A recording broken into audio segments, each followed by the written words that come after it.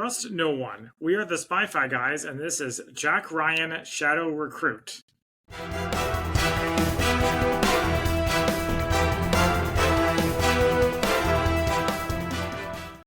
Hello and welcome back to the Spy-Fi guys, where we cover spy facts, spy fiction, and everything in between. I'm Zach.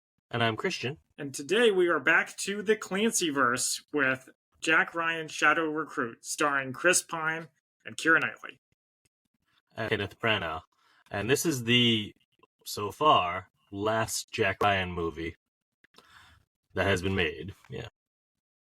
And in order to fully embrace the Tom Clancy verse, we are bringing in our Tom Clancy fanboy, Lance, returning after a long absence.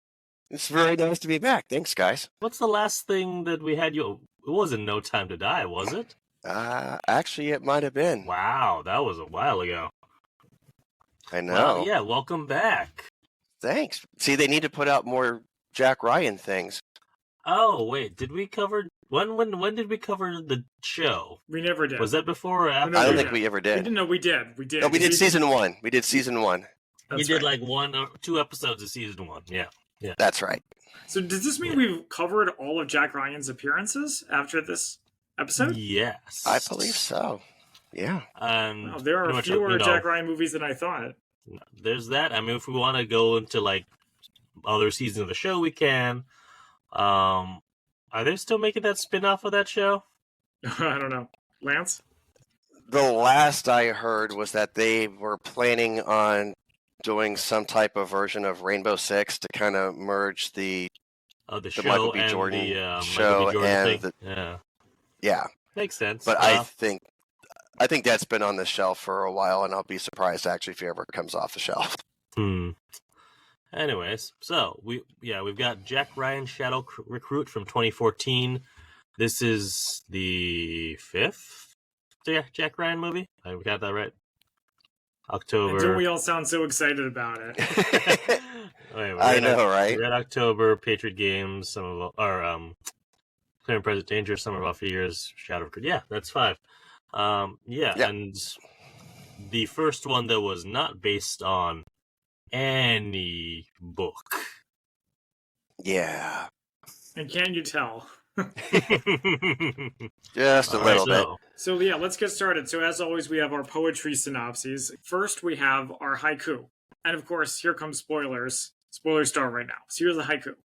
Love and work don't mix. Severin wants his revenge. Manhattan again? Nice. All right. And then, I like it. Now here is our limerick. There once was a handler named Harper who comes off as a bit of a stalker. He hangs out with a dog when he travels incog and took Jack for a ride in a chopper. Wow. Incog. Nice. Yeah. Yeah. I feel like they really summarized the movie right there. That's pretty good. But of course, you're not wrong. But of course, and here is the actual IMDb plot summary. Jack Ryan, as a young covert CIA analyst, uncovers a Russian plot to crash the U.S. economy with a terrorist attack. Okay. I feel like that many Jack Ryan movie. Really? Well, actually, no. What it sounds like is actually the first season of the show, kind of. Yeah, definitely season 1, and a little bit probably season 3, maybe 4. Anyway, so we start in London where Jack is a student, and we see him find out about 9/11. Well, okay, I also wanted to say, the first thing we see him doing is sleeping, which I thought was an interesting character choice. Because as we've discussed, nothing in movies is ever accidental. So the fact that they show him sleeping, almost like America was sleeping on 9/11, I think was made intentionally. I was wondering if there was going to be a character thing where he doesn't care, he's like a slacker, and then that turns around. Do you think that was what they were going for? Trying to just imply that a little bit, but they didn't really have enough time to really get into that, because you don't want to be, there's this movie set in your May 25th, you don't want to be stuck in 2001 for that long. That's right. Well, and he is going to the London School of Economics, so it's not exactly a slouch school. That's true. But that's cool. If you look at it from the time frame, 9/11 was start around 8 o'clock in the morning our time, so that would have been about noonish or so. Okay. Yeah, he's taking a siesta. Yeah, he's taking a little lunchtime nap. But it was Nothing wrong with that. Is kind of the best part of the movie, I think. Actually, I thought it was like chilling and a really good way to start things off.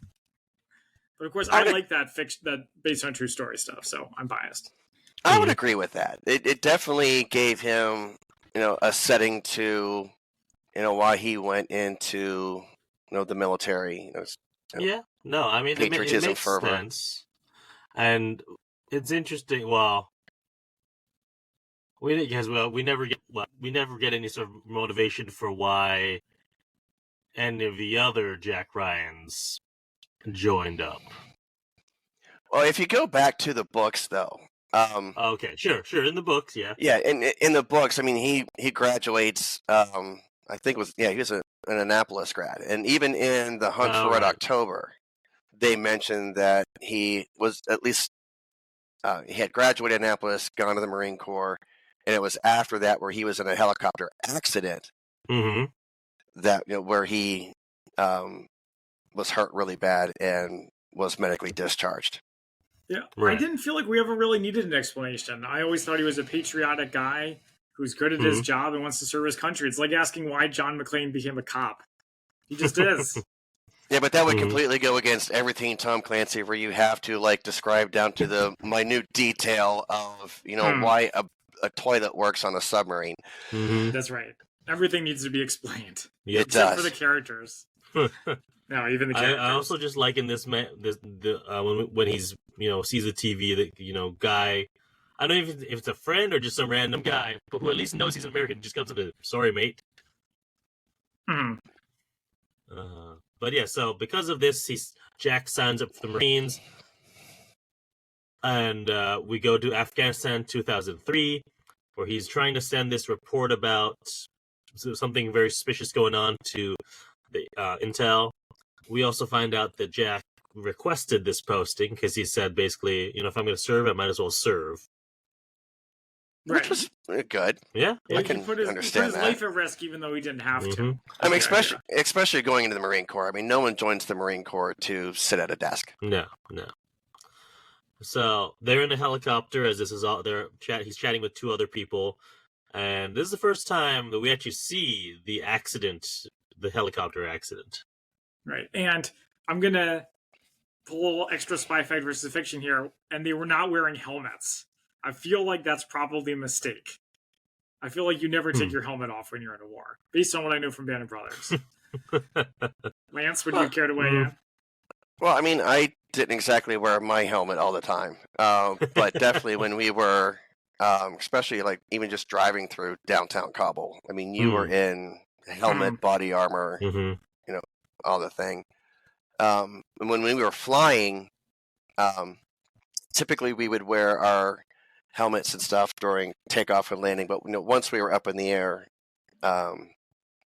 it was a little bit different.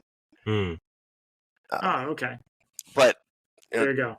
To there though, we were flying in either a C-17 or a C-130, so significantly higher than what a helicopter is going to be flying. And so I was trying to remember because I got this mixed up with the TV show because that they also show the helicopter, but and that one it's very visceral where they show it. Where this one it just sort of cuts away after the missile hits. Right. Yeah. But I'm trying to remember. Okay, in Hunt for Red October, the movie, it's mentioned that he's in the crash, right? Yeah, they just mentioned that he was in a helicopter accident. The helicopter crashed in the Mediterranean Sea. Yeah. Okay. I think he may have been the only survivor of it. Any of the Harrison Ford movies, though? No, it never comes up. Really, maybe a passing reference at best. What about Ben Affleck's one? Isn't he afraid of the helicopter in the Ben Affleck one? He gets in the helicopter. Yeah, but maybe they don't actually. I'm trying to remember if they actually reference it. I don't think they did. Also, they don't really reference that he's like a Marine either. No, I don't think they did. Yeah. Okay. Just another reason to hate that movie. Okay, but yeah, so he's brought back to the medics, and we hear that he actually dragged with his injury, he dragged the other two men out of that chopper. That's right. One of whom I do want to say was a Cincinnati Bengals fan, so he was my favorite minor character. I did notice that. But yeah, so he's actually sent to somewhere that, I've not been, but I know the name of Walter Reed. Yes, it's local in the DC area. Yeah. Very well known. Is it no longer open? It merged with Bethesda Naval Hospital. Oh. Yeah. So it's the Walter Reed Bethesda Naval Hospital. Oh, interesting. I assume they probably didn't film on site. No, they just used the name. Yeah. Yeah, and actually, what would have happened is that he would have been. In fact, they even kind of mentioned that they medevaced him to the hospital at Kandahar, which was one of the bigger U.S. bases outside of Kabul. From there, he probably got flown to Landstuhl, Germany, which was where they would send all of the severely wounded for a bit. And then from there, he probably went to Walter Reed. So it's probably a decent period of time between the helicopter accident to actually see him in physical therapy. Well, that, and then we also find out that he's been there 8 months. And also, who's his PT, trainer? None other than Kathy, whose last name escapes me. Mueller? Mueller. Yeah, she's still Kathy Mueller at this point. Yeah. Of course, longtime fans will know Kathy is his future wife. Right. Yeah. And I did notice, though, that obviously she was I think in her third year or so, she was doing... Third-year med student is what she says, yep. Right. And she had even said that she needed the physical therapy credits to get through school so she could go back to being an eye doctor. Mm-hmm. So there you go. That was another one of the few tie-ins back to the Kathy of the books. Right. Because obviously the one in the show is an epidemiologist. What's the is it not Michelle Monaghan? Bridget Moynihan. She's just like a general sort of doctor. She's not even like this. At least not that I remember. Right. And Archer was definitely the eye doctor, and Gates McFadden, aka Dr. Beverly Crusher, is in The Hunt for Red October, is there for a whopping 8 seconds to tell Jack to make sure he does something with the kids, and then is out the door, never to be seen again. Yep. They finagle a way to have them meet, and we also have Harper, played by Ken Cox, watching Jack. And I liked how Jack noticed him watching him. It's like, he's got those Batman skills already. He does. But yeah, so he says he wants to talk to Jack. Not yet, but soon. And so we next see him come in dress uniform, U.S. Navy. And yeah, like you said, Jack noticed him last time. He thanks Jack for his service. Also gives him the proper name of John, not Jack like in the show. Mm-hmm. Also, he knows his dissertation and the reports he filed because he's with the CIA. That's right. My big fear when I saw the Navy uniform was that they were going to try to turn Kevin Costner into James Earl Jones and be an early Admiral Greer. At which point, I don't know if I could have watched it any further. Is he from the books at all? He's just a made-up character. I think he's a totally made-up character. I don't recall him at all. What about, what's his name from from Sum of All Fears? Cabot. Was he from the books, or was he made up as well? No, Cabot was in the books. Okay, Cabot was in the books. He really feels like a stand-in for James Earl Jones at that point. Yeah. So we see Kathy leaving Walter Reed. She says that the day that he runs out of there, they'll have dinner. Also, we have Harper waiting for him to recruit him. Says he's going to send him back to school to finish his doctorate, and then he'll join financial intelligence, and he's going to uncover funding for terror groups. Wow, they really got his whole life planned out for him right then and there, huh? Which is kind of a combo from the books, because after Jack gets medically discharged, he does go back to school, does financial stuff. Also, I think his doctorate though was in history, if I remember correctly. That's right. That's why he's at Annapolis. Right. Mm-hmm. So they kind of like merged the two careers into one, with him being the shadow recruit, but also working for the just regular good old fashioned Wall Street financial institution. Yep. And then we cut to New York City 10 years later, where Jack is working for some investment firm. I think it's called Harmon Brothers is the name on the sign. He helps out a friend of his who bought a motorcycle to impress a crush. And he notices a bunch of very suspicious Russian transactions. You know, I do appreciate that this is a little bit different, that you get Wall Street spying. Mm-hmm. At least at first.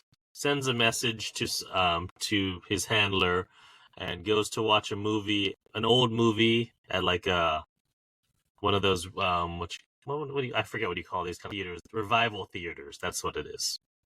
Yeah. So as he's in the theater, he meets a guy and is trying to give him all this details so that someone needs to go to Moscow, but the person he meets is basically like, no, Harper will want you in Moscow. So get yourself to Moscow. And here we have the standard Jack Ryan line, but I'm just an analyst. It's like pretty much his catchphrase at this point, right? Yeah. It's like the random stormtrooper screaming in every single Star Wars movie. It has to happen there somewhere. Uh-huh. Yeah, Star Wars has a lot of them. It's interesting, because I noted it later as well. I didn't catch it in this one, but yeah. Yeah, so Kathy arrives back at their place. Jack's not there. He's out running. As she's cleaning up, she finds a ticket stub in his pocket. Yeah, so and I was like, why are they spending so much time with this like ticket stub thing? But then it actually all kind of works. One thing is sees it, and then that's it. But it does rely on Jack being the only person in the world to actually keep his movie tickets after it's over. And yes, Christian, that was a shot aimed at you. What do you okay? You might as well aim that at me too, because I did the same thing back when I actually bought paper tickets and didn't do it on my phone. Well, yeah. To be fair, Christian saves the tickets for movies that mean something to you, right, Christian? No, I save all of them nowadays because generally I don't even like Lance said, we don't we just buy it on our phones. So if there happens to be an opportunity where I get a stub, I save it. I see. You never know which movie might become a classic and it'll maybe be worth money later. Yeah. Well, it also helped me when I first started my Letterboxd. I was able to actually go back through all my old ticket stubs and figure out, oh, that's when I saw that date, and actually enter it in. So I actually have, at least going back to like probably around 2000 or so, my entire movie watching history. Nice. At least in theaters. Anyway, so they go to dinner. They see a newscast that's about about the dollar and how it's sort of not, it's not acting how the market you would think it would act. And then she sort of tries to needle him about the movie's ticket stub, tries to trap him. That's right. And he doesn't really respond. He just sort of says, "Oh yeah, I haven't seen it. Yeah, sure, why not?" Well, actually, he never said he didn't see it. He just totally evaded the question and was like, and he was like, "What I haven't seen is the waiter." Oh, that's right. I forgot. And just like totally blew off the question, and she just sits there smiling like, "Okay." Mm-hmm. That whole part did kind of bug me. I mean, I realized they were kind of trying to set something up a little bit, but at this point, I guess we can say that they're engaged. They've been together for 10 years, which, dear God, Jack, what are you waiting for? Well, they explain that, but carry on. Yeah. But like all of a sudden she instantly jumps to the conclusion that, oh, I saw a movie stub ticket in Jack's pocket. Oh my God, he's having an affair. In another movie that they would have set that up a bit more. That it wasn't just this. This is only the the last incident of many. But you know what? I wasn't bothered by it because he lives such a secret life. He probably talks around his job all the time, just like Eric O'Neill in Breach, an early Spy-Fi Guys movie, which also caused tension in his relationship too. So I actually also liked this part. I thought it made sense. Well, so as I was going to say, I'm going to take this moment now to talk about Keira Knightley's American accent. Were you convinced? I was not. I didn't notice, to be honest. Yeah, I am not gonna lie. Her accent is not what I'm going to be noticing about Keira Knightley. Well, actually, since we're talking about Keira Knightley, she's too attractive in this movie.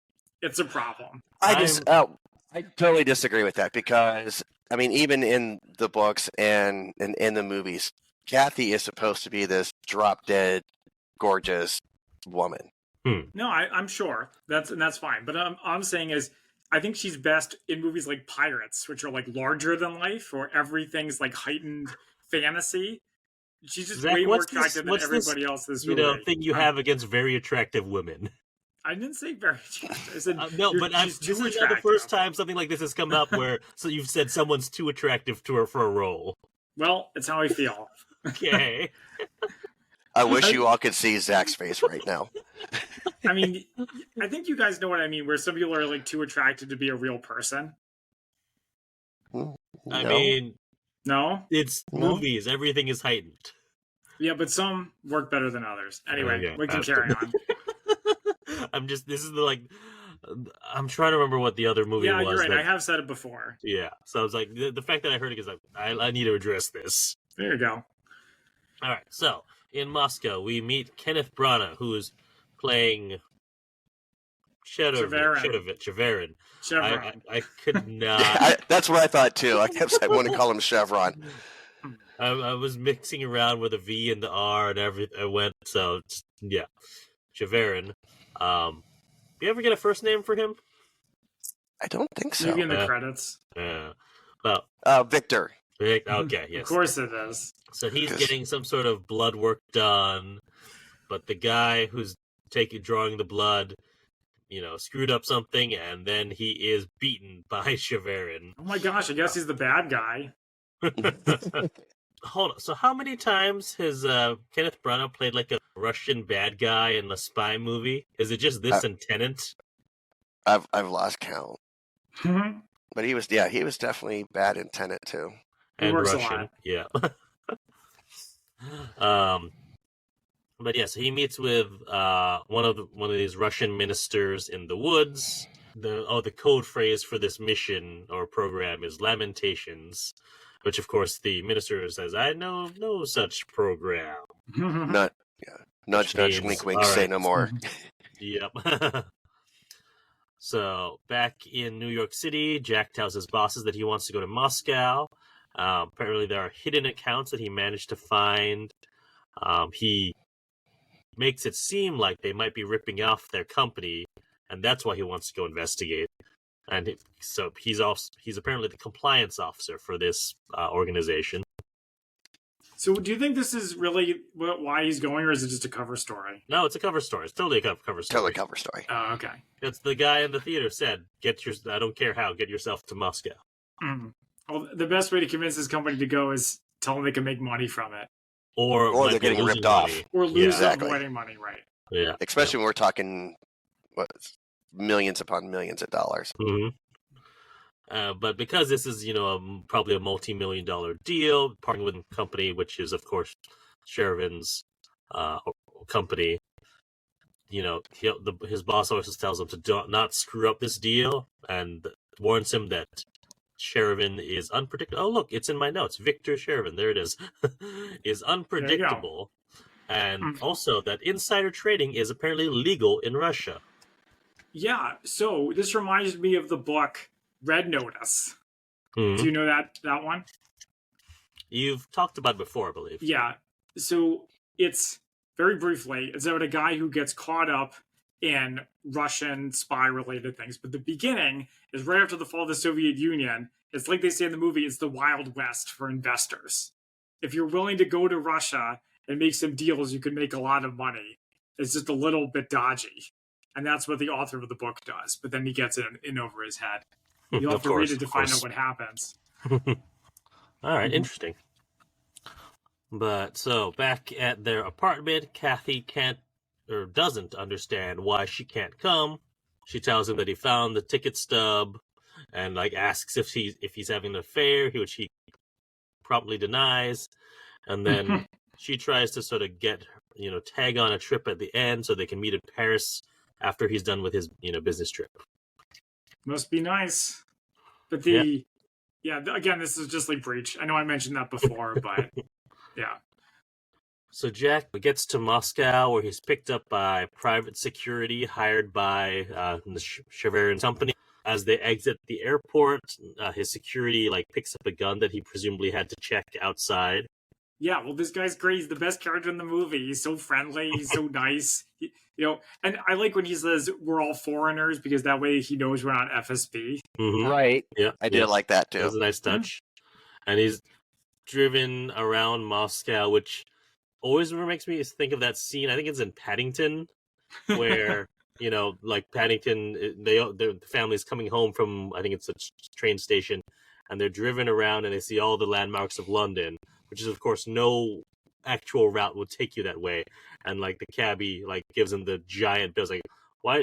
How is it this much? Was it, well, you went entirely around all of London to see all of the different landmarks. Yeah, we had to drive around in circles. Yeah. So anytime you have establishing shots of, we're gonna hit every single landmark, I just think of that scene. Right. But yeah, so back at the hotel, Jack is getting registered while the security guy, I think his name's MB, sounds right. Yeah. Goes to check the room, and then as they get into the room, MB tries to kill him. Yeah, and this is our first and best fight scene. That's a good fight scene. It's pretty brutal, and it also goes on there's a lot of property destruction. It's yet another bathroom fight. Oh yeah, yet another one. This when he ends up drowning him, and as he's drowning MB, it did remind me of Daniel Craig in exactly. the beginning. Thank you, because I thought the exact same thing too. It's both of them. It's their first kill. It's in a bathroom. Mm-hmm. But I was wondering why he killed him. Because doesn't he want to know who he works for and what happened? He's fighting for his life. Yeah. It's not like he has the upper hand at some point and says, okay, I'm going to spare you. He's trying to survive. Yeah, it's true. He's going to kill him. Yeah, I would say that huge. Mm-hmm. Yeah, he's twice his size, and bringing out the cliche. Jack's not a field person. This is his thrown to the wolves kind of thing. He's got zero training, doesn't know really what to do. In fact, I think he even said at one point in time that he only had 3 weeks at the farm prior to going to do his thing. So yeah, no, he's plus he's got the adrenaline going. So he's killing him. Yeah. So he leaves the hotel room, calls his handler, who says she's going to send cleaners, and this is where I noticed I'm just an analyst. Yeah, she's like, this isn't protocol, and he's like, that may be true, but I still don't know where to go. Right. This is I quite like this part. Our hero's not so invincible. Mm-hmm. He can't remember where he's supposed to go, so he's not perfect.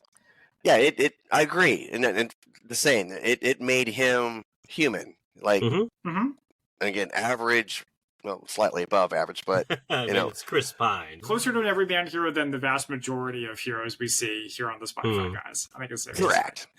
Yeah. Kathy, while he's around, calls, and he's still kind of freaked out. So she's trying to talk to him, but he's just not really. And he says that he's not sure if he can make it to Paris anymore. It's been a crazy day.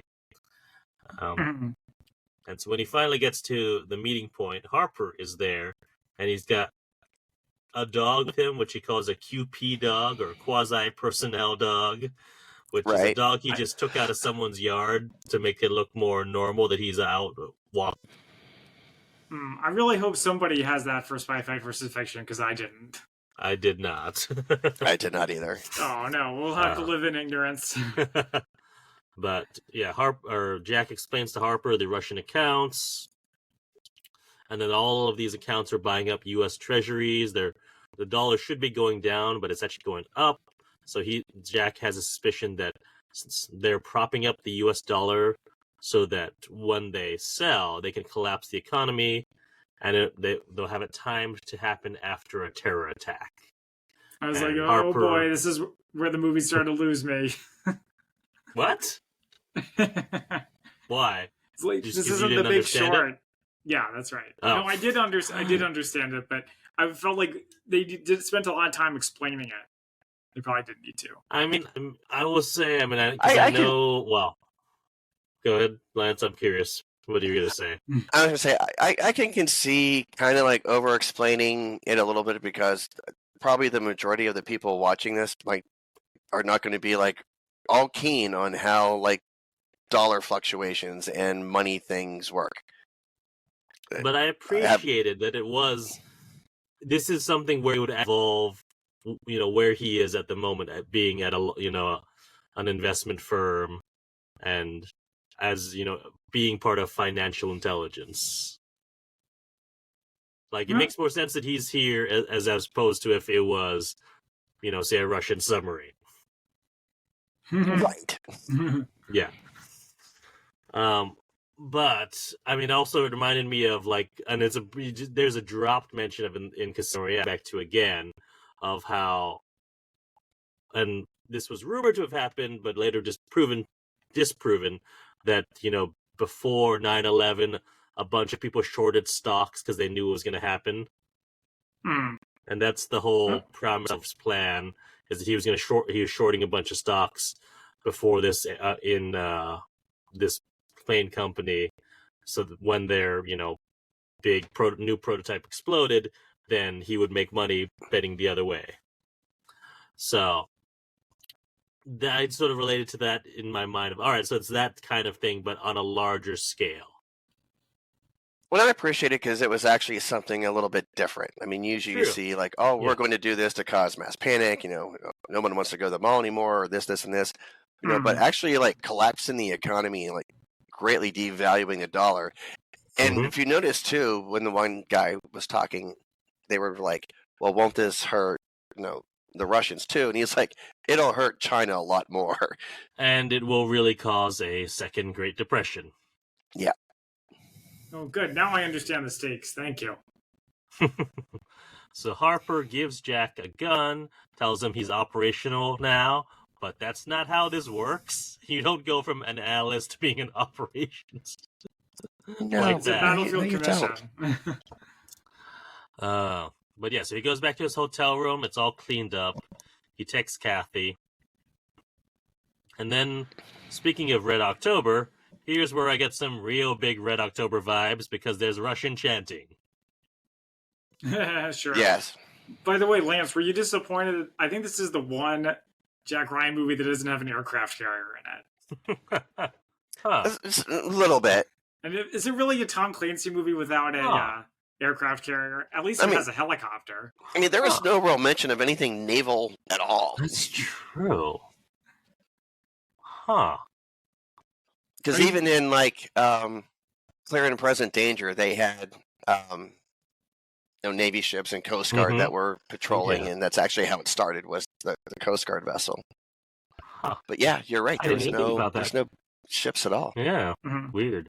Unless not even a rowboat. I'm trying to think of it. Even when they go through New York, do you see the USS Intrepid in a wide shot? Maybe we'd have to go back and look. Yeah, really have to parse through the one place. Yeah, but anyways, so Shavarin is in a church. He's lighting a candle and saying that he's going to avenge everyone. Mm-hmm. So Jack arrives at the Shavarin's HQ. He sees the security setup, which is very, very impressive, and he meets Shavarin, who he tries to needle about the hidden accounts. Shavarin very, says that, well, you could have just done this audit from New York because I sold the companies which concerned you, so there's no need for an audit anymore. And this is kind of where I had a problem with the earlier fight scene, to where if, they got the security guy to try to kill Jack, but if they already had an explanation of why the funds were missing and so on and so forth, why kill Jack? That's a good point. It's because they need an action scene. which is valid.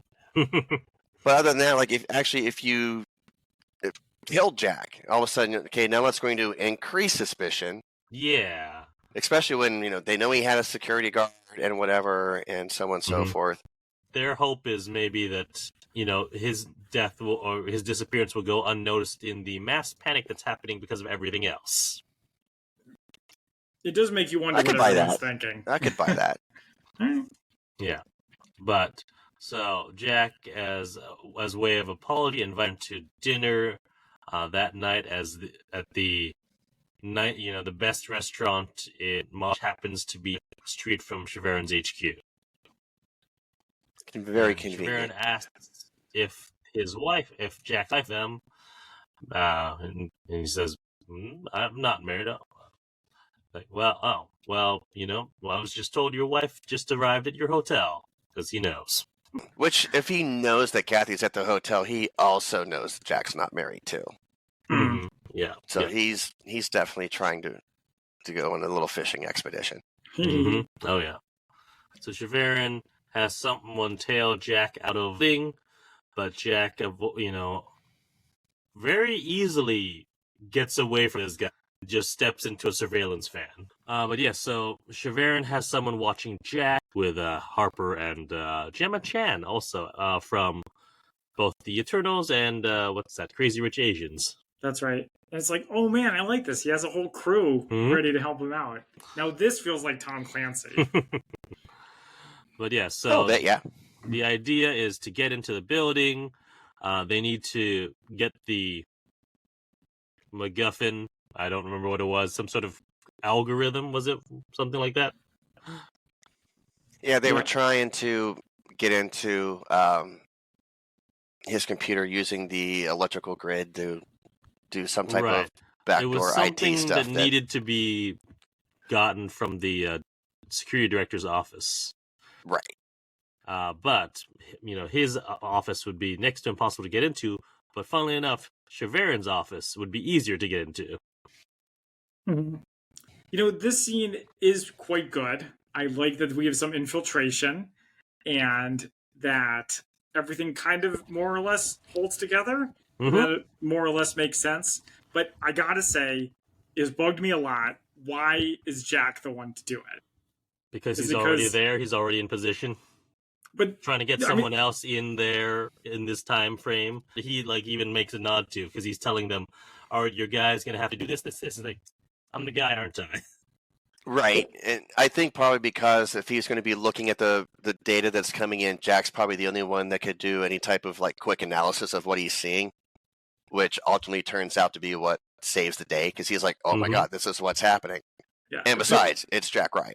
Yeah, I mean, it's a movie where the main character does everything. It's one of those. Mm-hmm. Kathy is back in the hotel room. She found the gun that Harper gave to Jack, and she's basically giving this whole big speech about, so this is what hints that this is not, the ticket stub was not the first incident, but just the last in a long line of things, where she's basically says, "Tell me I'm not crazy." Yeah, she says, "Ack." Get it? No? No. Because her name's Kathy. Do you guys remember Kathy, the comic strip? Oh. Am I going to date myself? Wow. That's got to win stretch of the year. Oh, my God. Oh. I mean, well done, but damn. Thanks. How often do you meet a Kathy in this day and age? Not often, I say. I've met a few. But not for a bit. But I've also not thought about the Kathy comic strip in decades. Yeah, probably haven't thought that since 1982, when I was 12. Anyways, so Jack finally tells her that he's in the CIA, and her response is, "Oh, thank God! I thought you were having an affair." It's like, why would he have a gun if he was having an affair? Yeah, I thought that too. Protection from crazy ex-boyfriends. He flew specifically to Moscow to have an affair with and has a gun. That's even a bigger stretch than the comic strip. Shiverin is working to execute his plan, so he sets it into motion. We go over to Dearborn, Michigan, where there's a Russian immigrant family. The son has a job at the auto plant, and we find out they're all activated sleeper agents, and they get the code phrase of lamentations and know that it's time to wake up. Yeah, so they're like the Americans. Mm-hmm. Or Black Widow's family at the beginning of her movie. Yep. So they start burning all of their, important documents. The son goes out to tie up some loose ends. He sees that there's a guy following him in a car and kills him. And the guy who was following him was FBI. Yeah, this part was scary. It reminded me of Patriots Day. Where it's like, hey, can I come talk to you? Stab, stab, stab, stab. I was like, oh my God. A little bit, yeah. Yeah. This guy has looked familiar. I'm trying to send something that I cannot let me look him up. While Christian's looking that up, in the next part, we have the classic CW, my favorite part of every CW episode, where they say, you lied to me, and the other one says, but I lied to you in order to protect you. I will never get sick of it. Smallville conversation. Yeah. It wasn't just Smallville, it's all of them. Smallville started it, though. Yeah. Oh. He's in Stranger Things. He's Alexei. Oh, really branching out there. All right. From one Russian to another. Oh, that's a random. He is also the A400 crewman in Mission Impossible Rogue Nation, presumably the one who finds Ethan Hunt as he's about to pop out the back of the plane. Yeah, someone you recognize.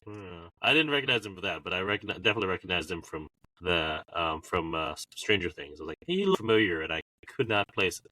Yeah, so we have this scene of, they're going over the plan, and then also, Kathy is insistent that she's going to come to the dinner, and Jack's like, no, why would you do this?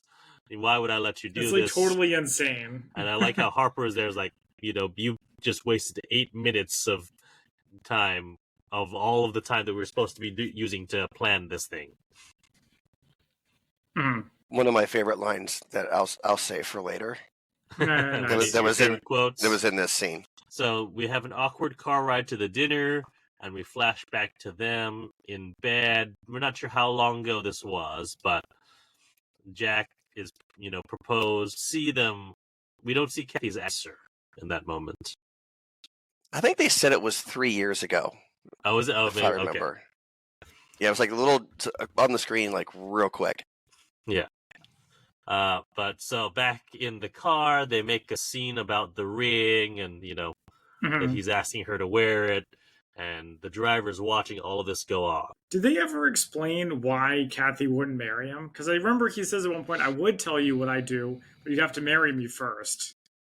Probably because of all the things like the ticket stub and all that she didn't know if she could necessarily trust him. Oh, one hand washes the other. Or maybe she was just wanting to put her career first. Or that, yeah. But at least from what we're told in the movie, I would assume that. Yeah. We have the dinner with Sherevin. Big scene. He's drinking heavily and insulting Kathy. Yeah, he's making a jerk out of himself, which you always like when the characters do that, when our heroes pretend to be someone they're not. Mm-hmm. And Kathy, says she needs to go to the bathroom, but she can't read any Russian, so it's like, is it too much to ask for an escort? And at that point, Sherevin, who we previously heard likes his women married, so yeah, that was funny. Yeah, very interested in Kathy, presumably, goes to escort her to the bathroom, and as they're walking to the bathroom, someone knocks into Sherevin and takes his wallet. See, there's other CIA people there who could have done the infiltrating. Except none of them knew the layout of the building. None of them, yeah. It is nice that he is a team. It is kind of cool. I appreciate that. Everyone's got their skills. Yeah, yeah. Particular set of skills. So Jack gets the wallet and gets the access card, and they make it back from the bathroom to the table, where Jack insults Kathy again and then leaves. So Jack gets into the building as Kathy is flirting with Shrevin to keep him at the table. And Jack narrowly avoids, or does he avoid, getting caught by Shrevin's assistant. Yeah, this was cool. I like when he goes in and the faces clearly don't match, but oh, good. The guy on the inside is the one who's working the door. Mm-hmm. So they're one step ahead of the audience. Yep. And I also liked how the security chief immediately detects when he goes in and does that like 180-degree turn on the road. Yep. I liked the line about hitting the red lights. That was good. Oh, yeah. Yeah. So Jack plugs into Shrevin's office, and that's when the security chief gets an alert. Also, Kathy diagnoses Shrevin with cirrhosis, and apparently he might have 3 months left to live, if that. Yes, that's right. She's like, his skin's all like messed up or something like that. Yep. Yeah, she noticed all the different symptoms and whatnot, which, as a doctor, made perfect sense. As an eye doctor, though? Well, but she also had to go through, okay, residency and everything else. So there was probably a bunch of other different things besides physical therapy that she needed credit for. True. I know. I'm just trying to poke holes. But yeah, so Jack needs some sort of partner code from someone, so he calls up his buddy who helped flirt with the girl, his crush at the beginning of the film, who passes him off to his boss, and he's able to get into the system and copies the data. Yeah, this part was great. I think actually this is my favorite part, when he's trying to deal with his work buddies, and his work buddies are helping him out. I thought that was fun. Zach, for someone who said like the very beginning was that's the only good part of the film, you seem to have a lot of favorite parts. I don't think I said it was the only good part. I said I think you definitely I'm pretty did. sure I said roll we'll back the tape. I'll check the tape. Don't you think I won't? But I like this part as well. Okay. Yes. Yeah. He copies the data, and the security chief is on his way. The main elevators are now blocked, so they need to figure out an alternate way for him. So he goes in the private elevator in Shrevin's office. Nice. And the forces are closing in on him. Yep. He's one step ahead. And so Shrevin's secretary comes to the table at the restaurant, which is thankfully just right across the street, and it's telling, look at your telephone. And there's a word in Russian that I should have deciphered, but I did not. I can read Cyrillic, but I have no idea what the word actually means. It means, oh my god, alert, Jack Ryan's here. Also, I'm not in my Cyrillic, so it's been a bit. But yeah, so Jack is escaping on the fire escape while Harper is handling sniper duties. Yeah, that was crazy. We just started shooting people. Yeah. But he hands off the equipment to Gemma Chan, who I don't know if her character even gets a name. Gemma Chan? I think they called her Control, which is cool. Oh. It was a cool name. Was she the one on the phone? Her character's name was Amy Chang. Oh, okay. Yeah. I know it's on the subtitles that says Chang. Huh. So do we think she was the one who was like talking Jack through, and when he was like, I don't know where I'm supposed to go? I think that's her. Well, no, I don't. I'm gonna push back on it because I don't think because she's got. Well, actually, I'm trying to remember if she has a British accent in this movie or an American accent because she is British naturally, but she could have put on an American accent. I don't know. I would have to go back and watch it again, which I don't know that I will. But yeah, so Gemma Chan's character also like bumps into Shrevin as she's leaving and puts the wallet back in his pocket. Nice. I liked all the spy stuff. That is why we're here, after all. Yep. And so Shrevin stops, and Shrevin and the assistant and Kathy all find Jack outside of the building. He says, "I'm, apologize for my behavior. I was drinking a lot," and they frisk him, don't find anything on him, and tell him he's free to go. Yeah, what a move! Brush passes left and right around here. So the only slight problem I had was like, okay, Jack just went from being a major jerk to all of a sudden super apologetic. It's like, oh my god, that 10-minute walk I went on was life changing. Clearly, he was pretending to be a jerk, right? Right. You're saying that it's weird that nobody else picked up on that? Yeah. Yeah. But yeah, so they're trying to send the data back to the CIA. They find out the cell order is in 18 hours, so that the attack must be happening sometime before then, which would be 9 a.m. tomorrow. Okay, good. We get a time lock. Yeah. And as they're trying to send the data to the CIA, Shreven's men attack the safe house, capture Kathy. Jack chases after them, and we find out that the engagement ring has a tracking device in it, and so does Jack's watch. Very sneaky. Mm-hmm. Very sneaky. Jack is being directed over the radio to where Kathy is. He calls up Shreven and tries to negotiate with him, tells him that they haven't actually sent the data to the CIA yet, so they still negotiate. And Shreven threatens Kathy with putting a light bulb in her mouth. It's very dangerous. Yeah. So this was kind of wild. Mm-hmm. It's like this kind of stands out from the rest of the movie because it's like so intense and scary. Because I know collapsing the U.S. economy and killing a bunch of people in a terrorist attack is really bad, but it's also very abstract, especially when you don't really come close to it actually happening. So basically what I'm saying is I didn't like this part. It was kind of upsetting, but it was also very effective, very engaging. Yeah, exactly. Yeah.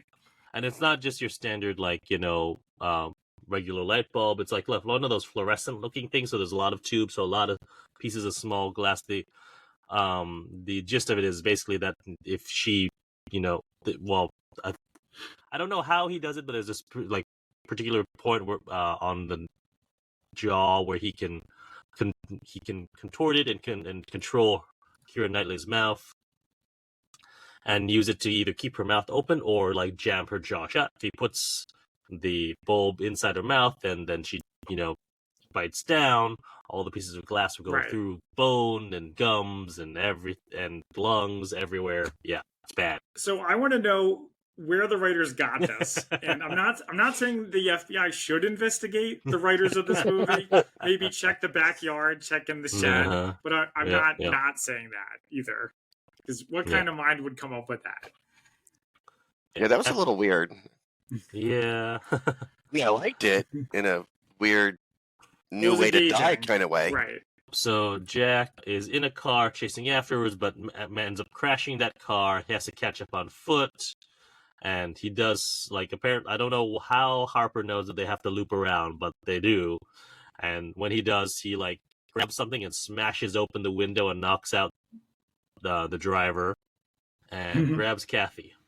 And, punches Shreven, who's in the back seat still, but, they let him go. Why did they let him go? This part was good. I liked the chase.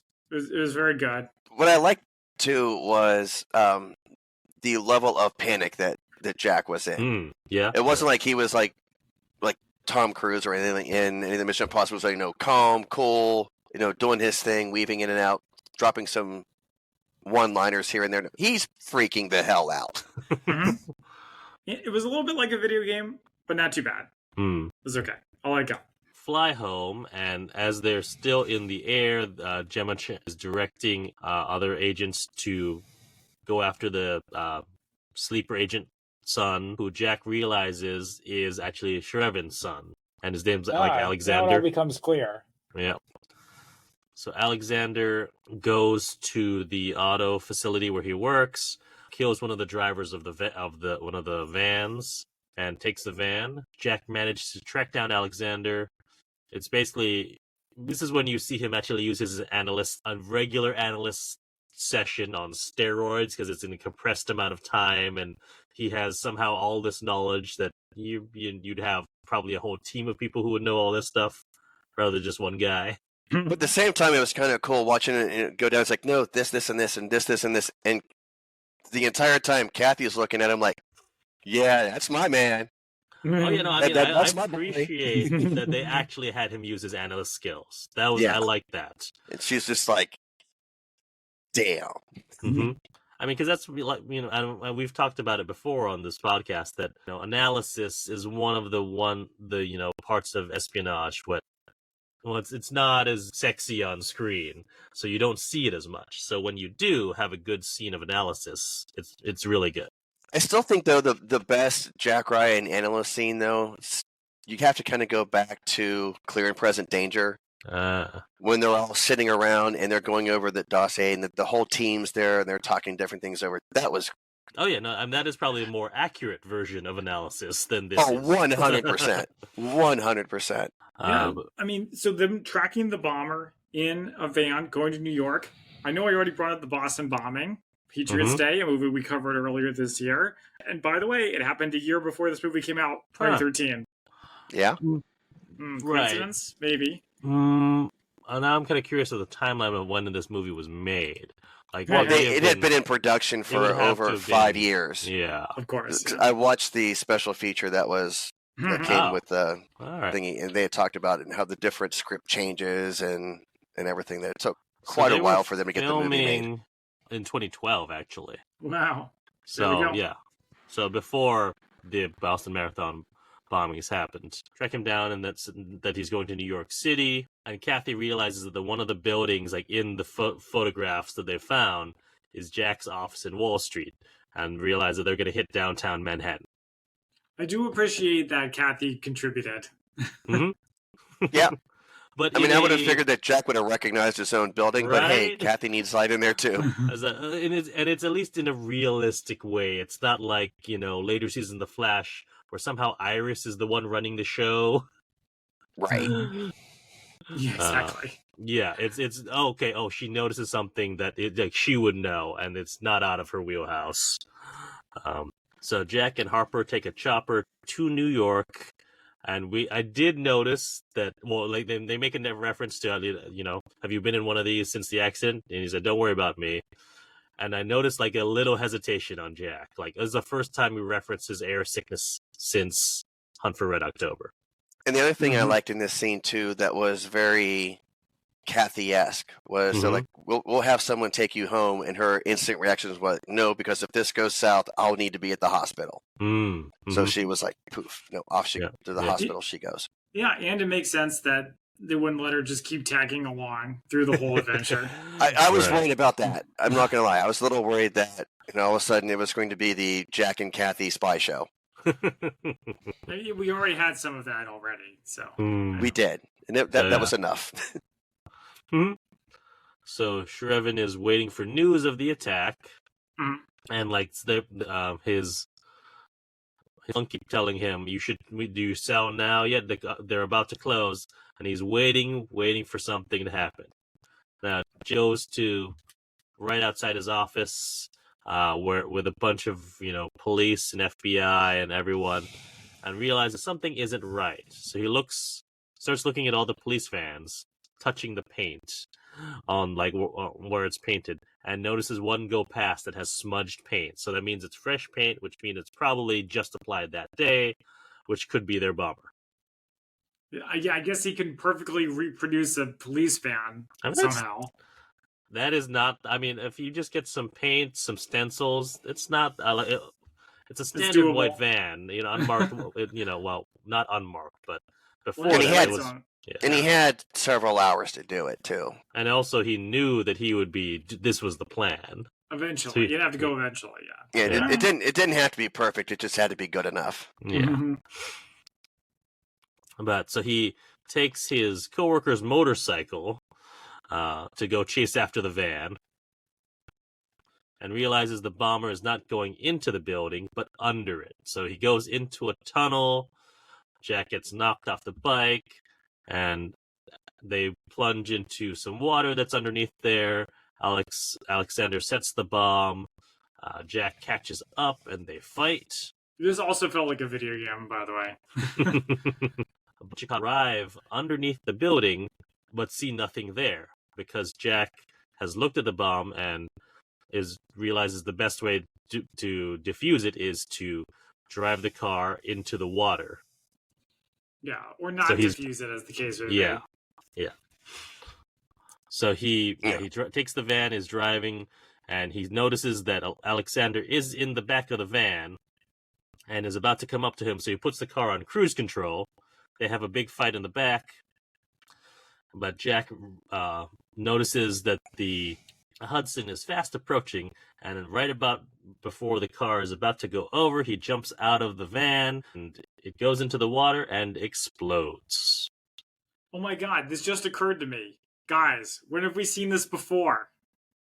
Jack Ryan movie. No? No. Patriot Games. Harrison Ford bludgeoning. on the boat Sean. At the end, yeah. Yeah, on the boat, right before the boat blows up. It's a bit of a stretch.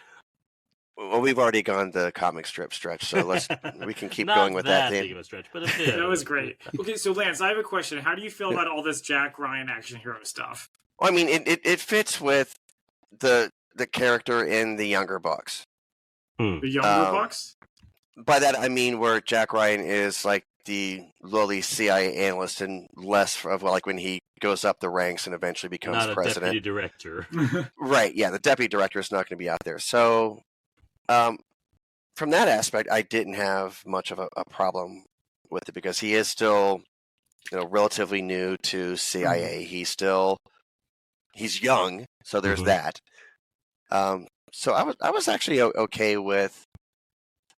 I was more okay with them driving the van into the river, as opposed to all of a sudden he's an EOD expert and can instantly, pull the red wire and have the clock stop at 007. There you go. Yeah. Oh well, actually, here we go. Did we see any boats in the water after it blew up? Because there's your water. That's the closest we get. Yeah, the closest we get to an aircraft carrier. Yeah. Shrevin obviously not pleased that his plan didn't work out. He is told that the same Russian minister wants to meet with him again, and so he goes to the same location in the woods, and that minister drives past him in SUV, and he is shot and killed.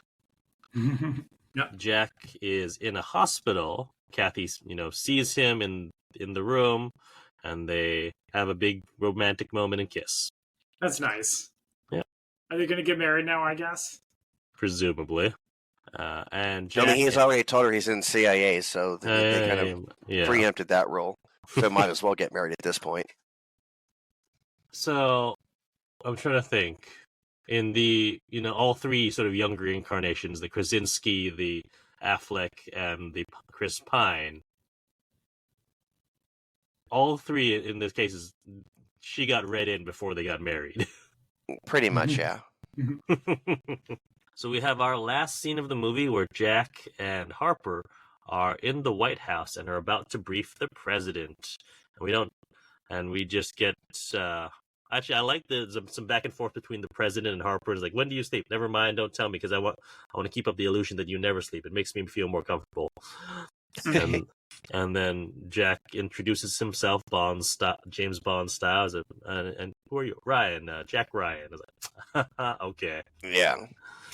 Which to me was like almost the intentional Bond reference versus probably the unintentional Bond reference back to when, and you mentioned it earlier, Christian, when he's drowning. They were talking about, well, there was that, but there was also we were talking about Kenneth Branagh's character about, that when they were asking him, it's like, what's his women's preference? Is he married? Very married. And it goes back to, yep. I think it was Casino Royale. May have been Spectre, because when they asked Bond, it's like, well, what kind of woman are you attracted to? And he was like, married ones. Mm-hmm. Yeah, or not single was his answer. All right, but with that, our movie ends. It's directed by Kenneth Branagh. Now it makes sense that he's in it. He does have a tendency to do that, I noticed. Yeah.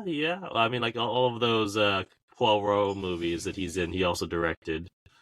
Yeah. Well, he did that with Henry V too, where he was the director and also played Henry V.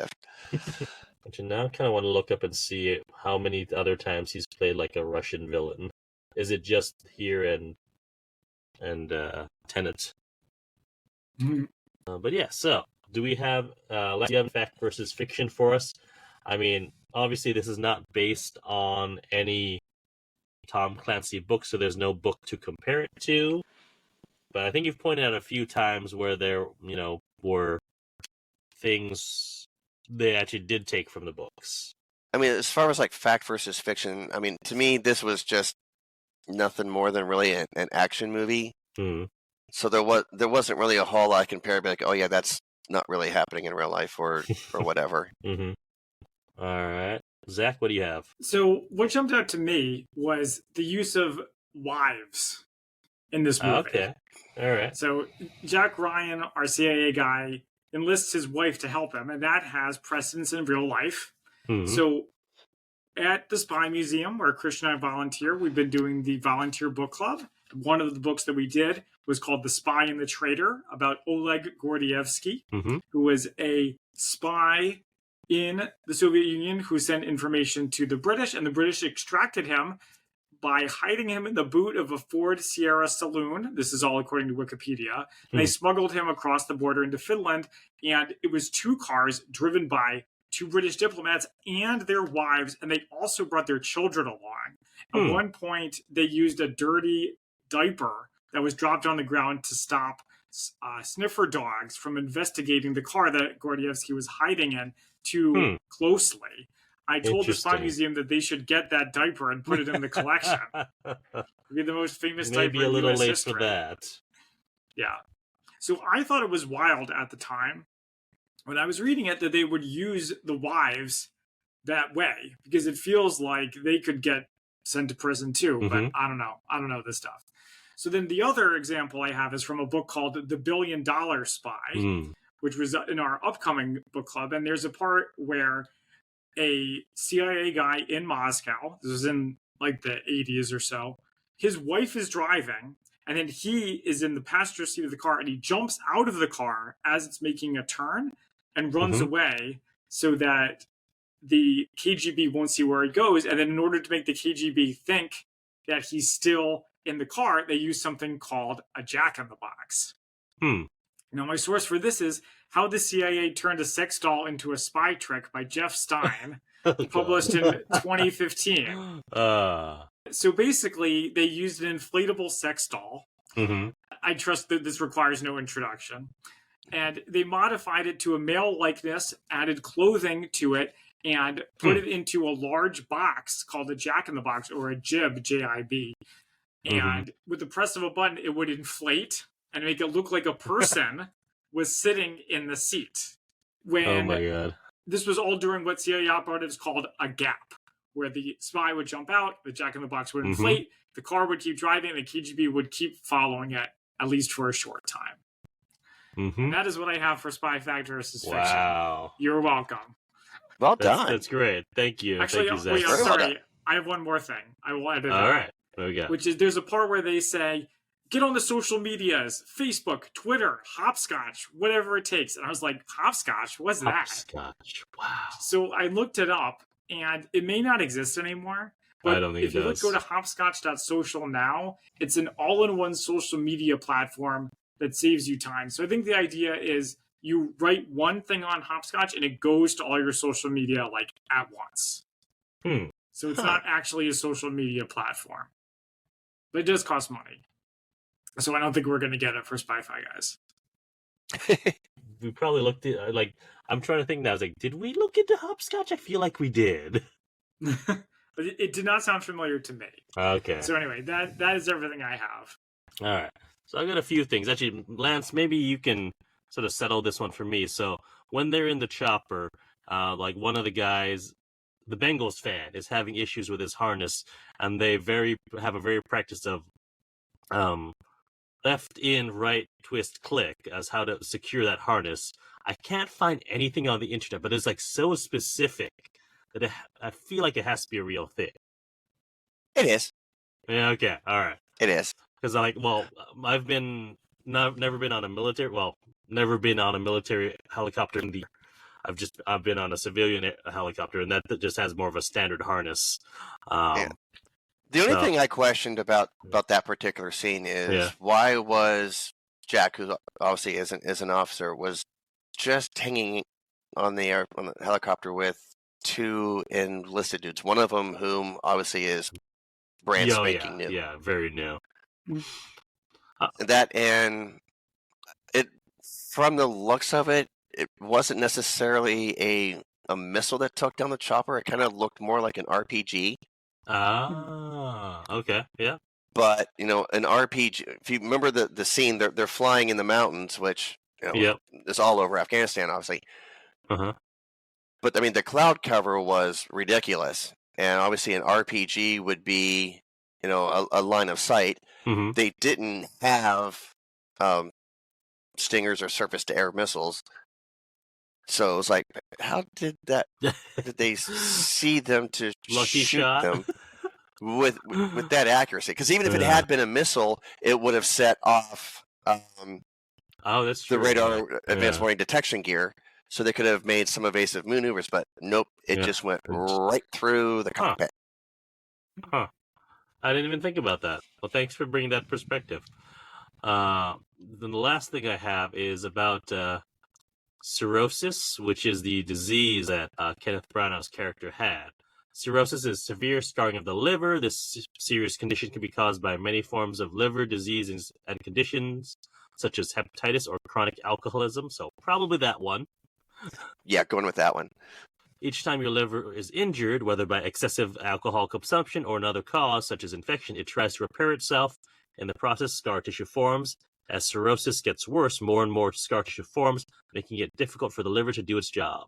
Advanced cirrhosis is life-threatening. And this liver damage caused by cirrhosis generally can't be undone, but if liver cirrhosis is diagnosed early and the underlying cause is treated, further damage can be limited. In rare cases, it may be reversed, but given how heavily it's been implied that he drinks, like actually we didn't even talk about the death of the security guy, did we? It just sort of says it's it's the same problems as always: vodka, women, ego. Yeah. But yeah, so that's what I got about cirrhosis. I guess that's why he wanted his revenge on the United States, because then he wouldn't have to live in the world with a crashed economy. Yeah, well, that and probably more some motivation of why he was willing to go so far. He wouldn't have to deal with it, really. Right. It's like, I'm dead. What do I care? Alrighty, so shall we move on to favorite quotes? Sure. Yes, Lance, as our guest, would you like to go first? Sure, thank you. So I mentioned earlier the one scene in the hotel where Kathy realizes, that Jack's CIA, and the three of them are sitting there and they're going back and forth. And they're talking about using Kathy as part of the subterfuge. And so then Jack and Kathy start arguing back and forth a little bit. And then Kathy is like, I would like to talk to Jack alone. And Harper's like, this is geopolitics, not couples therapy. Time and place. And my other one, for the romantic side of me, Jack and Kathy were talking about things, and Jack tells her, it's like, you didn't pick this life, I did. And then she looks at him and says, but I picked you.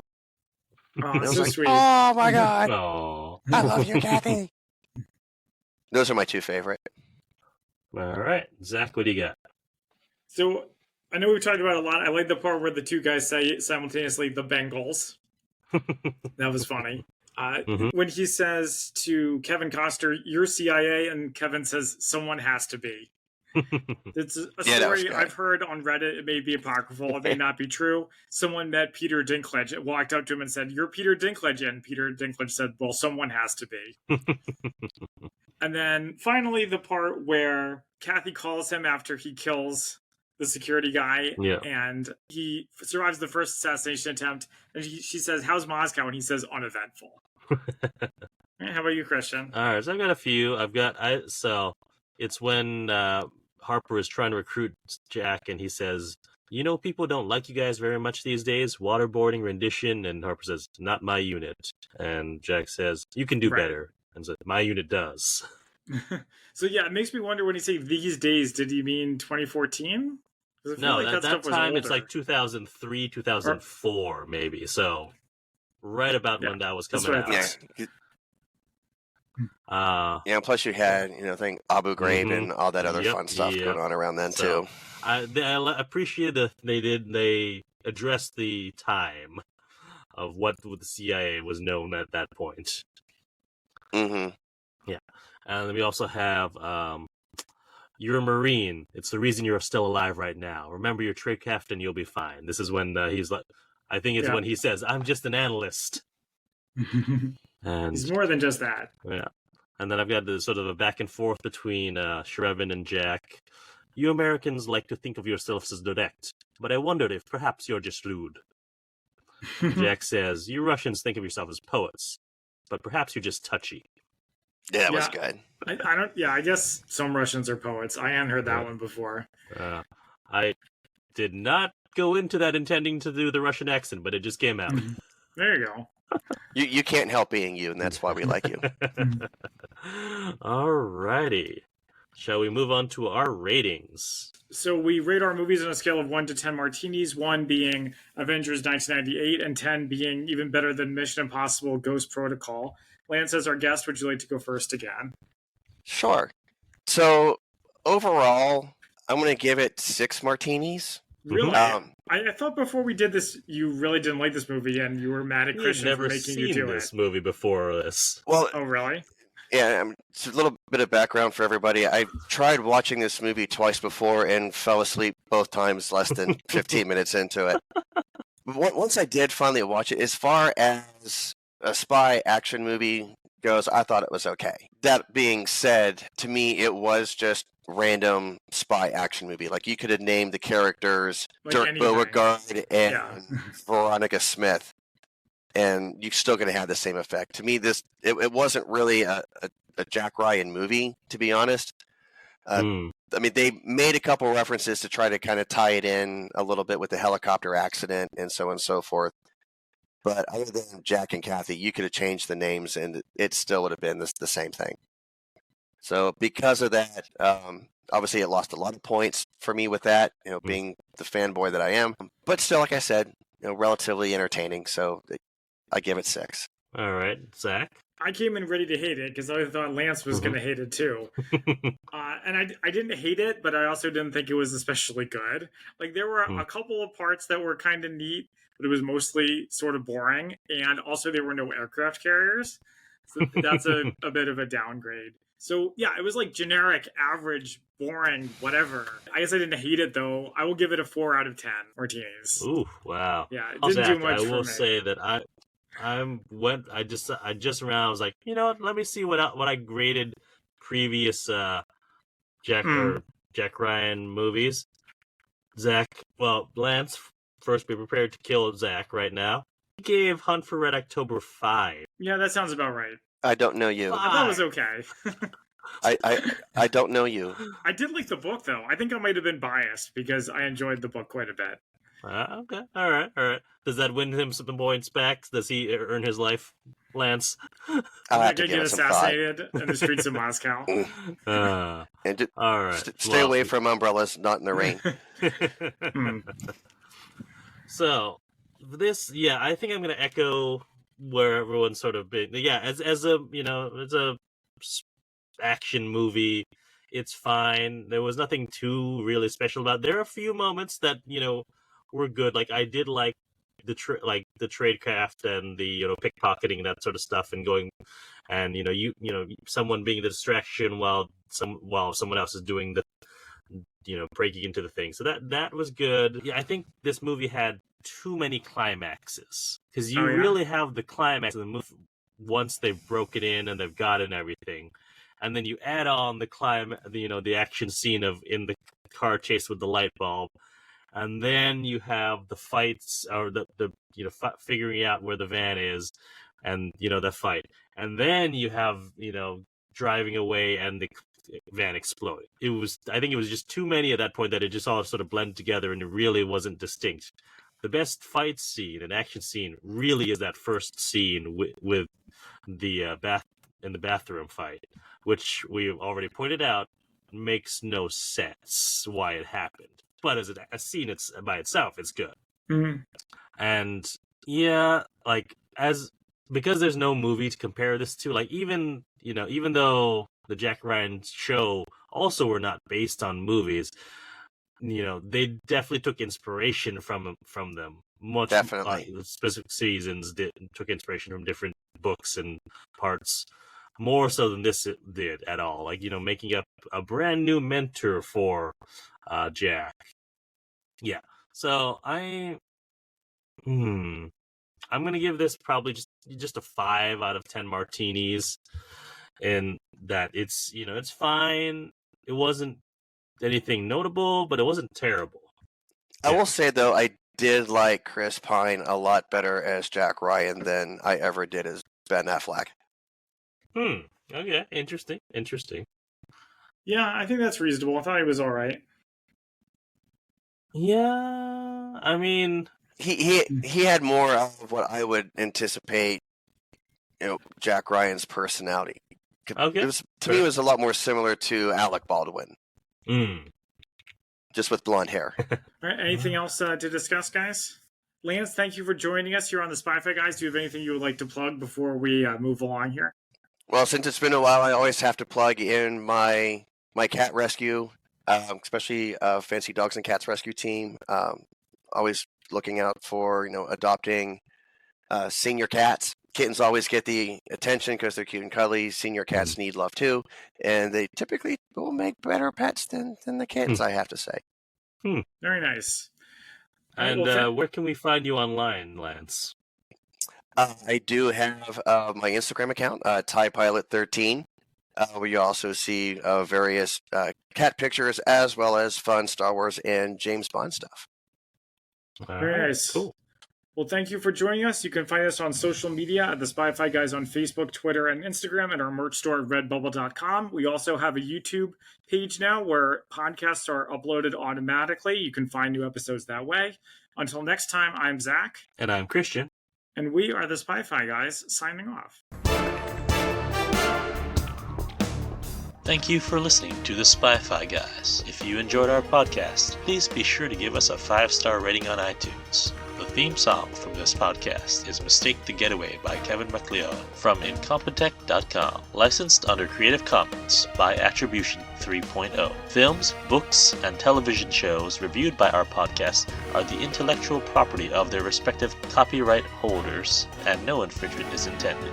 This is a personal podcast. Any views, statements, or opinions expressed in this podcast are personal and belong solely to the participants. They do not represent those of people, institutions, or organizations that the participants may or may not be associated with in a professional or personal capacity unless explicitly stated. Any views or opinions are not intended to malign any religion, ethnic group, club, organization, company, or individual. You can find our podcast on social media at The Spy-Fi Guys on Facebook, Twitter, and Instagram.